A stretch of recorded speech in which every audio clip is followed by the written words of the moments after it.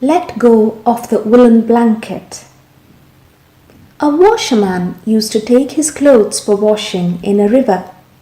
One day, when the river was in spate, a woolen blanket slipped, fell into the river, and was carried away by the currents. Lamenting that the blanket was gone, he jumped into the currents, swam, and caught the blanket. However, since the currents were fast, he was swept down by the river along with the rug. The dilemma now was whether to save his own life or save the blanket. Only if he let go of the blanket could he get back to the banks. Well-wishers on the bank of the river, who were so far shouting, "Catch the blanket! Catch the blanket!" then started shouting, "Let go of the blanket! Get to the banks!" The washerman shouted back, saying, "I am also trying to do the same, but though I am trying to let go, the blanket is not letting go of me. What shall I do?" The reason was he had caught not the rug, but instead a bear. Even if he was willing to let go, the bear would not. What a peril! We do not know what ultimately was the fate that befell the washerman. However, we are also caught in the current of life. We sometimes forget about the goal but spend time going behind unwanted things.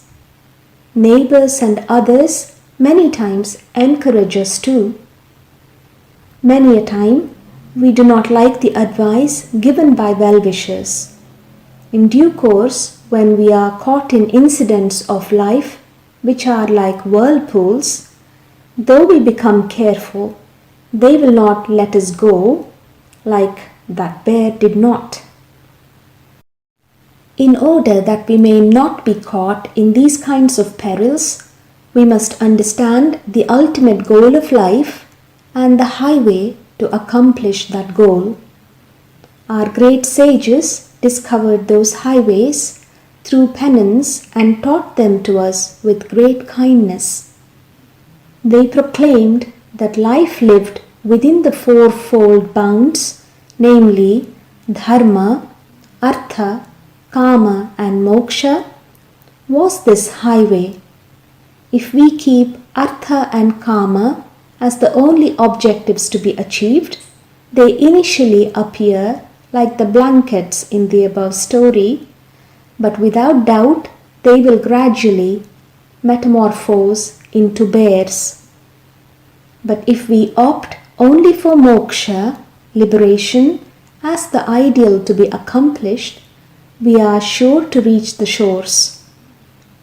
It is not that we should not enjoy the worldly pleasures bestowed by artha and kama, but if we enjoy them within the bounds of dharma, we are sure to get the rug without being tortured by the bear, and we will enjoy the pleasures of life at the same time traversing towards liberation.